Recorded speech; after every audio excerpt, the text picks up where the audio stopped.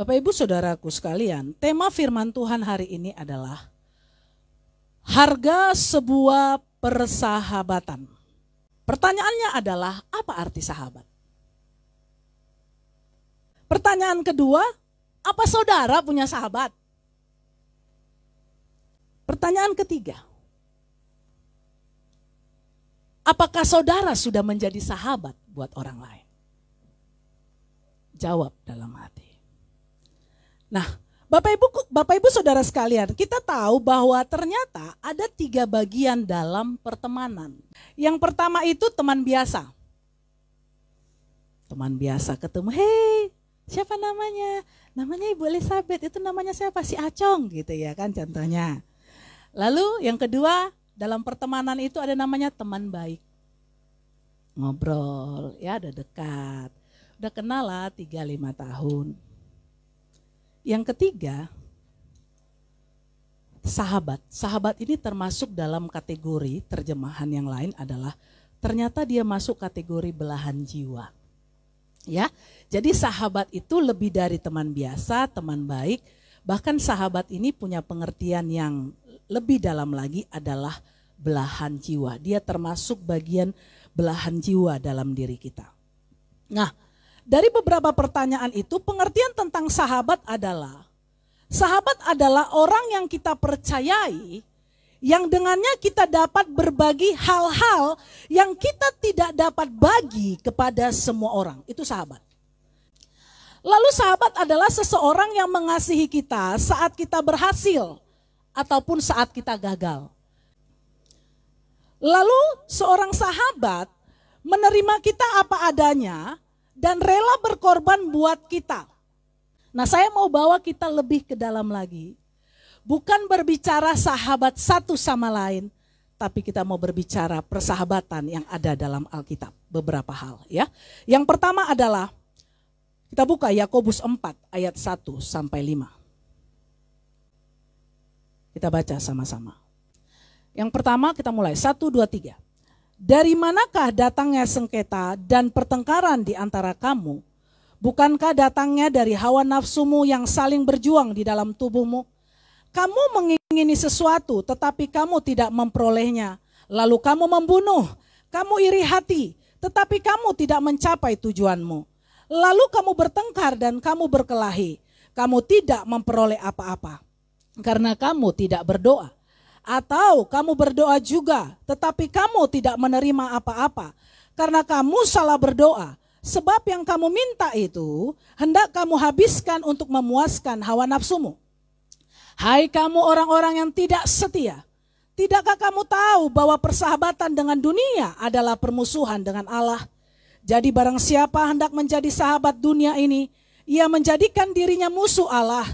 Janganlah kamu menyangka bahwa kitab suci tanpa alasan berkata, roh yang ditempatkan Allah di dalam diri kita, diingininya dengan cemburu. Nah, poin pertama yang hendak kita pelajari adalah bahwa ada 2 persahabatan yang hendaknya kita belajar untuk memilih. Aku pilih persahabatan yang satu atau aku pilih persahabatan yang kedua. Persahabatan yang pertama tadi dikatakan, Alkitab katakan persahabatan dengan dunia. Jika kita menjadikan dunia sebagai sahabat, maka kita akan menjadi musuhnya Allah. Musuhnya Allah juga di sini memiliki satu arti, tidak diperhitungkan Allah. Bayangkan kalau kita punya musuh, bagaimana sikap kita terhadap musuh? Ada satu jarak, bahkan jarak yang bisa dikatakan bukan jarak yang sedikit, tapi jarak yang sangat panjang. Kita tidak omongan dengan orang itu karena dia adalah musuh. Tadi dikatakan bahwa sahabat melebihi teman biasa dan teman baik. Maka kalau kita bersahabat dengan dunia ini, maka dunia menjadi bagian terpenting dalam hidup kita. Ya kita kan masih di dunia. Wajar-wajar saja kita agak nyenggol-nyenggol dikit. Wajar-wajar saja kita jalan lampu merah, kita agak-agak nerobos dikit, enggak apa-apalah. Karena kita masih di dunia. Saya mau katakan jangan lagi berpikir seperti itu. Ketika kita punya pikiran seperti itu adalah satu celah. Dan iblis akan pegang apa yang kita katakan dan kita tidak akan bisa maju dan maju di dalam Tuhan. Tapi ketika kita terjatuh lagi dalam hal yang sama. Tapi kita belajar, Tuhan aku mau berubah, tidak boleh lagi seperti ini. Persahabatan dengan dunia artinya berarti aku melekatkan diriku dengan dunia. Tuhan sudah tebus aku di kayu salib. Aku harus bisa berani berkata tidak terhadap dosa. Ini yang harus ada dalam diri kita. Kalau kita jatuh dalam dosa, usahakan itu makin mengecil, bukan makin membesar.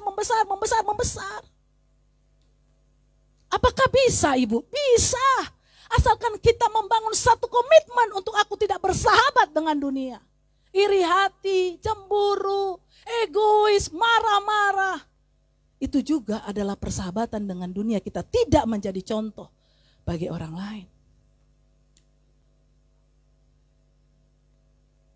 Yang kedua, yuk kita sama-sama baca ya. Yohanes 15 ayat 14 sampai dengan 15. Kamu adalah sahabatku, jikalau kamu berbuat apa yang kuperintahkan kepadamu.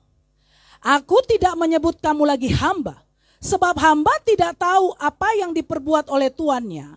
Tetapi aku menyebut kamu sahabat, karena aku telah memberitahukan kepada kamu segala sesuatu yang telah kudengar dari Bapakku. Kita perhatikan ayat 14, kata Tuhan apa? Kamu adalah sahabatku, jikalau kamu berbuat apa yang kuperintahkan kepadamu. Pertanyaannya adalah, apakah kita sahabatnya Tuhan? Tadi yang pertama persahabatan dengan dunia, yang kedua persahabatan dengan Allah. Dua hal ini yang akan kita pilih. Dikatakan tadi, kamu adalah sahabatku, jikalau kamu berbuat apa yang kuperintahkan. Apa yang Tuhan katakan? Semua ada dalam Alkitab. Bukan hanya sesuatu yang didengar secara audible, itu karunia. Tapi yang kadangkala bisa salah. Tapi firman Tuhan ini menjadi landasan. Nggak bisa dikorting. Nggak bisa didiskon. Baca, renungkan kalau kita adalah sahabat Allah.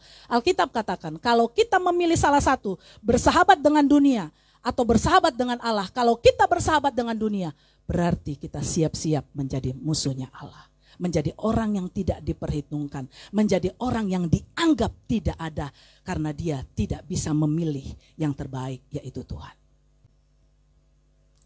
1 Yohanes 2 ayat 16 berkata demikian. Sebab semua yang ada di dalam dunia, keinginan daging, keinginan mata, serta keangkuhan hidup, bukanlah berasal dari Bapa, melainkan dari dunia. Yang kedua adalah, menjadi sahabat Allah, kita harus menjadi pribadi yang memprioritaskan Tuhan lebih dari apapun. Tadi beberapa hal penting yang perlu kita renungkan kalau kita menjadi sahabat Allah. Yang pertama, menjadi sahabat Allah berarti menjadi musuh dunia. Lalu menjadi sahabat Allah, kita harus berani untuk memprioritaskan Tuhan lebih dari apapun. Dan yang ketiga, menjadi sahabat Allah berarti berani berkorban. Yohanes 15 ayat 13. Dikatakan demikian. Tidak ada kasih yang lebih besar daripada kasih seorang yang memberikan nyawanya untuk sahabat-sahabatnya. Tuhan sudah berikan nyawanya buat kita. Nah, pertanyaannya, kalau kita menjadi sahabatnya Tuhan, kita harus berani berkorban buat Tuhan. Kalau kita masih bersahabat dengan dunia, ingat kita adalah musuhnya Allah. Tidak diperhitungkan oleh Tuhan. Tidak dianggap oleh Tuhan. Bahkan dijauhkan karena engkau sudah berulang kali diingatkan jangan bersahabat dengan dunia. Kamu masih kompromi, kamu bukan sahabatku. Engkau masih masuk kategori teman biasa atau teman baik. Jangan katakan bahwa kita tidak bisa menjadi sahabat Allah. Tanamkan dalam diri kita, harus bisa. Dan beranilah bayar harga untuk hal itu.